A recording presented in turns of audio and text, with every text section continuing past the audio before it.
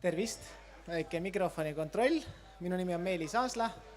Jalgratastega olen tegelenud 2000. aastast alates ja üldse mul elus kuidagi niimoodi läinud, et kõik mu hobid on kuidagi pööranud tööks ja nii ma teen neid rattaid ka tänapäeval. Et kui Maarjo mulle ütles, et siukene väike rubriik oleks vaja teha, siis lasin enda peast kohe juba selle küsimuse hetkel läbi, et mida võiks inimesi huvitada ja milline nagu osakond siis puudutaks võimalikult paljusid rattureid, ükskõik kas nad siis sõidavad võidu või matkavad või käivad lihtsalt pühapäeval tiiru tegemas. Siis ma teekski võib-olla siukse väikse tuuri siukses võtmes, et kui te selle rattaga sõitma olete minemas, siis tegelikult alates sellest, kui te teinekord selle katuselt maha võtate, võib juba tekkida mingi asi, mis häirib. No näiteks, kui tänapäevastel ratastel on siuksed ketaspidurid, siis neid pannakse juba peale ka üsna lihtsatele variantidele rattast. Küll linnaratastele ja odavamatele maastikuratastele. Tegelikult ka maanterattad on juba kõik ketaspiduriga, siis sellist sah on päris paljud inimesed kuulnud peale ratta ettevalmistamissõiduks on ju. Me ei ole küll keegi oskusmehaanikud ja kõik on seda, ka mina olen seda ise õppinud, aga meil on 2 kätt küljes ja mõtlemisvõime ja silmad, siis tegelikult paar siukest nippi rattasõidu algusest kuni siis lõpetamiseni ma täna jagan. Ja ma proovin kuidagi hakkama saada selle mikrofoniga, ehk siis kui te võtate ratta esijooksu alt ära ja peate selle tagasi panema, et sõitma minna, siis teinekord võib juhtuda niimoodi, et panete kõik kinni, nagu te olete seda palju kordi teinud, aga tegelikult jooksu ringi ajades siis ketas käib nagu vastu klotsi, siis kui ta seda teile enne ratta katusele panekut ei teinud ja nüüd teeb, siis tegelikult üks väike lihtne nipp on see, et proovige lihtsalt selle võlli asendit muuta jooksuratta nii-öelda siis allapaneku suhtes. Et ma korra näitan, ma panen see mikrofoni ära, siin on lähedal olevad inimesed saavad seda näha ja siis vaatame, et kas sellel on mingit jumet.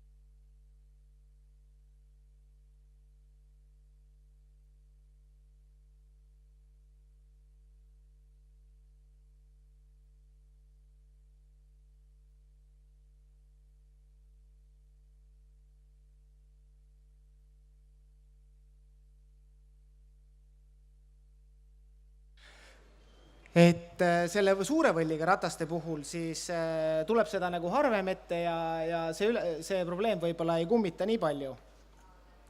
Aga see on üks selline nipp. Ja kui juhtub nüüd selline asi, et tuleb see hea sõber teiega küsima, kuidas teil läheb ja samal ajal pumpab ilma jooksuta all olevat seda piduriklotsi ja pidurilinki, et siis on ka hirmus suur jama kohe, et siis need klotsid liiguvad kokku poole ja pisar tuleb silma, et võib-olla kohe ei peagi ennast tühjaks nutma, et kui nüüd juhtub niimoodi, et need klotsid on liikunud kokku ja see ratas seal all pannes ringi ei käi, siis tegelikult sellise tava kas kruvikeerajaga või sellise piduriklotsi regullijaga, siis lihtsalt need klotsid laiali tagasi lükata. Ja väga suur tõenäosus on, et te saate minna rattasõidule. Võib-olla väike sahin on, aga midagi hullu sellest ei ole. Mul oli kuskil mingi nimekiri ka, mis ma pidin tegema.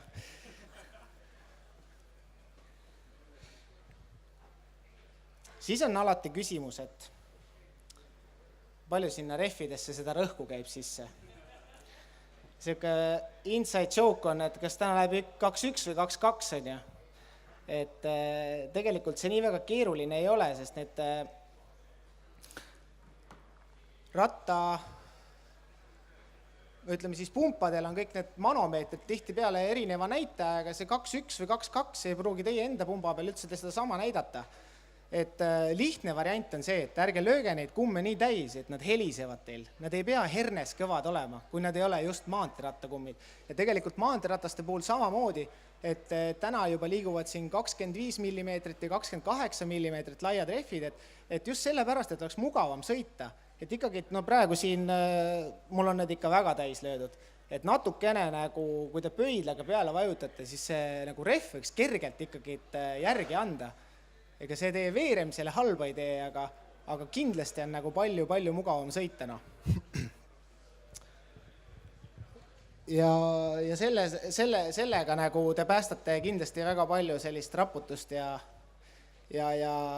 ütleme tervislikku seisundit, kui teie amort näiteks võib-olla ei tööta nii hästi või on teil üldse ilma amordita ratas. Aga nüüd, kui see sõit saab ikka alguse sisse, siis olenemata olukorrast või keskkonnast, kus te sõidate, siis võib igasuguseid asju ette tulla ja näiteks kukkumine on ka selline asi, millega nagu tuleb võib-olla rohkem tegemist, kui hoog on suurem ja väsimus on suurem, aga kaitstud ei ole selle eest keegi, siis tegelikult on täpselt samamoodi mingid asjad, mida nagu peale kukkumist võiks tähele panna. See ei võta teilt kaua aega, aga säästab võib-olla päris palju eurosid selle ratta parandamisel. Ja üks hea näide on see, et kui te kukute näiteks käiguvahetajate poole, siis üsna suur tõenäosus on, et võib nii õnnetult minna, et taga käiguvahetaja, see kõrv või raamikonks, mis siin on, mille küljes see vahetaja on, et see läheb kõveraks. Seda võib, ütleme niimoodi, et päris tihti ette tulla. Ja sellele ega sa alguses tähelepanu ei pööra, kui sa väga rapsides minema paned, siis on see lugu, et võib tulla ka see kett maha. Ja siis need asjad võivad üldse kõik koos juhtuda. Ja nüüd, kui sa siia ratta peale hüppad ja su ülekanne on ka selline võib-olla kiiremaks sõiduks sobilikum kui koha pealt minekuks, siis on olukord, kus see kett on siin igat pidi nagu krussis ja kohe jalgadega pedaalidele, väntadele astudes, siis on väga suur võimalus, et siin midagi läheb katki. Siis tegelikult, kus mul see statiiv läks? Läks ära. Tegelikult on see, et ma panen selle mikkeri jälle ära, võtan selle. Et tegelikult on see, et kui see ratas nüüd siit üles tuleb, siin on mingi jama. Ja võib-olla on ka mingi selline värk juhtunud. Et siis nüüd siia otsa hüpata ja kuhugi kellelegi järgi tõmbama hakata, siis see mingi väga kaval mõte ei ole. Et pigem tõsta see ratas ülesse, tee see liigutus ära ja vaata, kas kett leidis omale hammasrataste peale mingi koha. Kui ta seda leidis, mingisuguseid hulle hüppamisi ei ole, mõne tiiruga see teilt tüki küljest ära ei võta, siis te saate seda sõitu jätkata. Aga kui juhtub nii, nagu mul praegu juhtus, siis teil peaks olema siit minnes kuskil 40 kilti tunnis sees, aga seda ei ole, siis tegelikult midagi ei juhtu, kui te panete omale näiteks kergema ülekande peale ja saate sõitu jätkata. Enne kui te veel sõitma lähete, jutt on pikk, aga kui seda teha, siis selleks kulub mõnikümmend sekundit, see ei võta tüki küljest ära. Te võite ratta taha kükitada korraks ja vaadata selle sama raami kõrva nagu sirgust. Siin ei ole mitte midagi keerulist. See asi, mis siin juhtub, on see, et see kõrv, mille küljes tagavahetaja on, ta läheb lihtsalt paindesse. Ja iga järgmine käiguvahetus on võimalik, et kui ta siis lõpuks siia kergema käigu peale jõuab, siis te vajutate ta lihtsalt kodaratesse ja neid rattaid, mis tulevad, et ma ei teagi, mis mul juhtus ja kõik on läbi, neid on nähtud küll ja veel.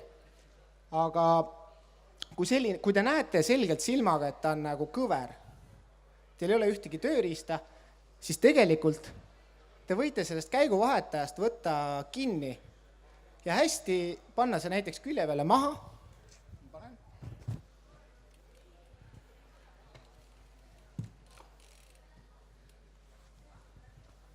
ja te võite kogu seda kremplit natukene hellalt proovida väänata.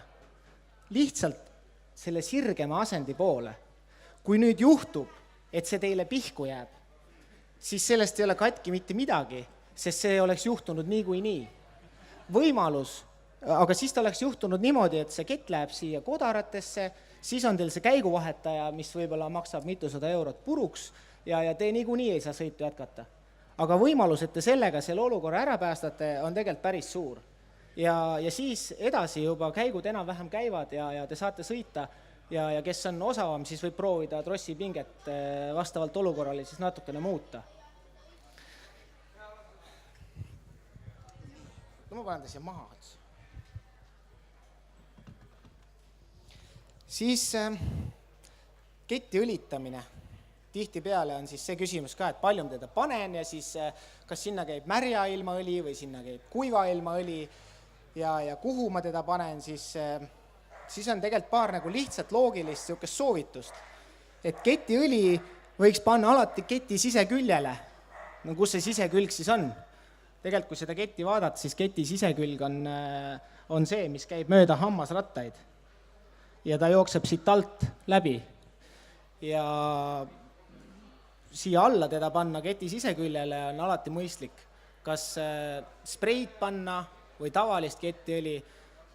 Minu isiklik kogemus ütleb, et või võiks ennetada, et see spreiõli, seal on mõned ohud, mida nagu, kui teda lihtsalt piserdama hakata, siis ta teeb hoopis nagu kurja. Esiteks ta lendub. Ja kui ta siit kuskile lendub, siis, ja te olete väga aktiivne ja tubli õlitaja, siis ta lendub teile sinna taha ketta peale. Ja siis ta rikub ära teie klotsid ja siis ongi see hull krigin käes ja pidama ei saa. Et tegelikult tavaline õli ja ma teen selle protseduuri praegu läbi, et siis oleks enam-vähem nagu silma ees, et kui palju siis seda õli sinna peaks minema.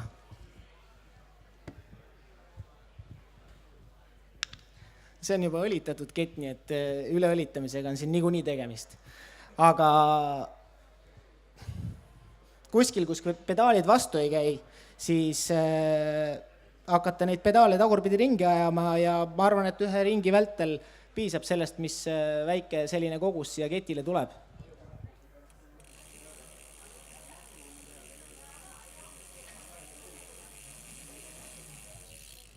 Sellest kogusest on küll.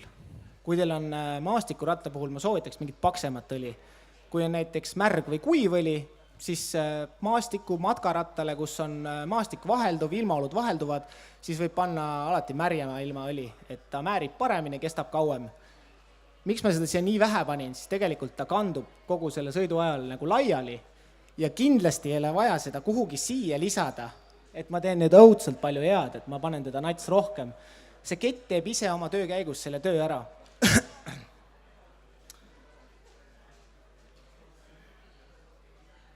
Nüüd enam-vähem on see ring täis, mis võib teil juhtuda sõidu ajal. Aga siuksed asjad, millest ka räägitakse, hirmujutte ja millega tegelikult iga inimene oma rattasõidu eel või järel siis kokku puutub, on tegelikult ka rattapesu. Ja siis mina olen seda juttu juba 15 aastat rääkinud, aga nüüd ma võib-olla natukene valgustaks selle tagamaid, ehk siis see kas survepesu või mitte survepesu on ju. Siis tegelikult kogemus näitab seda, et kui see ratas survepesuga puhtaks pesta, natukene sellist kavalust ja nippi ja mõistust kasutada, siis te sellele kindlasti ei tee rohkem liiga, kui te selle üleni mudase ratta jätate seda rattahooldusjärjekorda ootama. Siis tegelikult kujutage ette, tihtipeale olete näinud ka tavasõitja, matkadel võib minna hulluks jamaks ja selle päeva lõpuks on see ratas ikka päris õudse välimusega. Ja need kohad, kuhu see mustus koguneb, on siin keskel, rummude juures, pidurite juures, siia võib-olla vähem kaelakausside juurde, aga ühesõnaga see pilt on päris hull. Ja nüüd, kui see muda või savi on sinna nende sõlmede juurde kinni jäänud, siis ma ei näe mingit põhjust, miks seda ei võiks sealt nagu lihtsalt maha pesta, sest tegelikult see sama muda kängar kuivab ju väljaspoolt sisse poole ja see teie keskjooks või rummulaagrid või mis iganes detail on selle niiskuse käes ju mitu päeva võib-olla, et ta ei lähe ka otse koju radiaatori juurde, läheb äkki niiskesse keldrisse, et seda protseduuri ei hindaks nagu kuidagi kasulikumaks, kui see ratas kohe puhtaks pesta. Ja survepesuriga on niimoodi, et esiteks, kui te seda peale sõitu teete, siis see ratas on nagu palju lihtsamini pestav ja te ei pea nii palju vaeva nägema selle puhastamiseks. Ja teine asi on see, et miks seda saab teha nüüd juba paremini, siis tihtipeale nendes linnades, kus me käime neid rattasõite tegemas, seal on need selvepesulad. Ja võib-olla euro või paariga saate te lihtsalt oma ratta puhtaks teha, tihtipeale, alati ei ole reegel, aga kas te panete selle ratta sisse autosse või tõstate katusele, siis tegelikult hakkab ju mingi kuivamisprotseduur, mis tegelikult õhk puhub ju selle vee, kus ta nagu ligi sai uuesti välja ja midagi hullu nagu sellest ei ole. Aga tähelepanu selle survepesuri juures juhiks võib-olla sellele, et tegelikult siin vanemad rattamehed ka, et ma olen eluaeg ratast pesnud survepesuriga ja siis ka mina seal hulgas on alati alt üles vaadanud, et oi, ta on ju nii tugev ja tubli rattamees ja teab palju rohkem. Et siis selle sama infoga nagu kohe sellele kallale minna, selle rattale, võib-olla see tulemus kõige parem ei ole. Et pange tähele, kuidas siin meie suured eeskujud neid rattaid teinekord pesevad. Et nad lähenevad sellele rattale, selle survepesuriga hoopis nagu kavalamalt. Et minu soovitus on ka näiteks nendele sõlmedele näiteks keskjooks või tagajooks, et kui sa siit seda rummu soovid puhtaks saada, siis sa võid täitsa vabalt siia rummu keskele lasta selle veejoa ja sa ei pea seda nii väga lähedalt tegema, sest see niiske muda tuleb siit kergelt maha. Samamoodi, kui sa tahad kasseti puhtaks saada, sa ei pea siit otse sinna rummu suunaga sinna rummu sisse seda veejuga suunama. Et kui sa siit kaugemalt ja natukene sellest kassetist mööda lased selle veejoa siia keti peale, ajad ringi, ta võtab ikka hoopis puhtama mulje. Keskjooksuga samamoodi. Et siit ei ole üldse nagu mitte mingit vajadust siia keskjooksu laagritesse seda surveveega, seda muda edasi uhuda, vaid kui sa teed seda nurga alt siit ülevalt poolt, siis on ta tunduvalt ohutum kui seda mingit muud moodi tehes. Kaelakausid samamoodi, et sa ei pea siit talle seda juga suunama või siit alt, kui sa siia raamitoru pihta suunad, siis ta nagu puhastab ümberringi samamoodi. Ja te olete nagu väikeste nippidega hoopis säästlikuma ja ratta tervislikuma pesu teinud. Rehvid, pöiad, ütleme siis hüdraulilised ketaspidurid, kõik see osakond, see ei karda üldse mingisugust vett. Ei ole vahet, kas surve või voolik. Kui teil on väike üks sari pandud autosse, sellega kaasa aidata, siis kokkuvõttes sellise pesu tehes, siis midagi halba te rattale kindlasti teinud ei ole. Kas on küsimusi tänaste teemade kohta?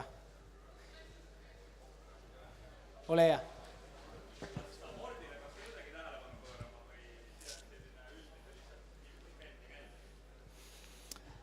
Kui sa mõtled nüüd seda, et kuidas teda näiteks pesta või tema eest hoolitseda või? No pesemise puhul on niimoodi, et tegelikult ega see amort väga seda vett ei karda. Ta niikuinii on selles keskkonnas mõeldud sõitma ja kui sa teda siit pesed, siis siin ei ole praegu küll ühtegi detaili või komponenti, kuhu sa seda vett otseselt sisse saaks suunata, et need tihendid, mis siin on, no võib-olla siia ei ole kõige kavalam nagu suunata, aga kui sa siit ülevalt alla pesed, siis sellega saab nagu asja ära teha küll. Kui sa mõtled amordi reguleerimist, siis antud selle ratta puhul on see lukustata amort ja siin kõik teavad, mis ta amort teeb, et võib-olla siis tõusu peal kasuks selle rattaga sõita lukus ja ülenda siis lahti, sest tegelikult need amordid üleüldse oma sellises, just paar päeva tagasi sel teemal diskuteerisime ühe ametivennaga, et tegelikult niimoodi neid meie rattamaratone siin selle lukus amordiga otsast lõpuni sõita, mitte ükski tootja ei ole sellele otseselt mõelnud, et see oleks nagu sellisena nagu ette nähtud. Tegelikult see amort töötab üles alla ja võib-olla siis mingisugusel väiksel lõigul on ta lukus, kas tõusu peal või kõvemal pinnasel. Et tegelikult väga paljud need lukus sõitmised teevad nendele amortidele tihti peale nagu liiga. Ja see on mõnes mõttes niisugune meie sellise maastiku iseärasus või eripära, et kõik arvavad, et selle hullult kinnise amordiga ta saab tohutu suure võidu. No. Et muud ei oska selle amordi kohta küll praegu lisada, et võib-olla kõik, mis siin sees on ja mis selle hooldamist puudutab, siis rattapoodides saate kindlasti selle kohast teavet, et võib-olla üks kord aastas paluda oma amort siis lahti võtta, puhastada, kokku tagasi panna, et see on piisav, et minu kogemus näitab seda, et isegi väga mudased sõidud ja mitu tükki hooaja jooksul või isegi mitmed hooaja jooksul, siis osadel kallimatel amortidel on isegi niimoodi juhtunud, et sealt ka sügisel tuleb see nii-öelda siis see puhastus või siis see niisugune töömääre, mis seal sees on, et ta tuleb täitsa puhtane sealt veel välja. Et reegleid ei ole, et see alati nii on, sealt võib ka rooste vesi tulla välja, aga võib-olla korra aastas ühe amordi peale selline hooldus teha oleks täitsa paslik. Midagi veel? Ma vaatan korra oma neid märkmeid ka. Võib-olla siin hakkame juba õhtale minema. Ma olen 10 minti rääkinud. Vist ikka rohkem, jaa. Aga ühe asja võib-olla veel, mis oli need ketaspidurite puhul, et kui te jookse olete sunnitud alt ära võtma, siis võite ka tegelikult oma siis sealt, kus te ratta ostsite poest või mõnest poest, kus te käite, oma mehaaniku käest küsida seda transpordiklotsi. See on selline väikene asi. Ma jätsin nad kõik maha, kuigi plaanisin võtta. Nad on mul seal laua peal. Et tegelikult see sinna ketaspiduri klotside vahele pista, siis selliseid neid piduri lingi vajutusi ja võib-olla kogemata vastu minemisi, et siis teie selle töö seisukorraga mitte midagi ei juhtu muud. Võtate sealt vahelt ära, panete jooksu vahele ja elu läheb edasi. Võib-olla üks asi veel, millega kokku puututakse aeg-ajalt, et ma olen nüüd hästi hea rattahooldaja, olen tubli peremees oma rattale, et siis iseenesest halb mõte ei ole aeg-ajalt polte, mutreid ja kõiki nagu kinnitussõlmi üle keerata, ehk siis kontrollida, kas nad on kinni.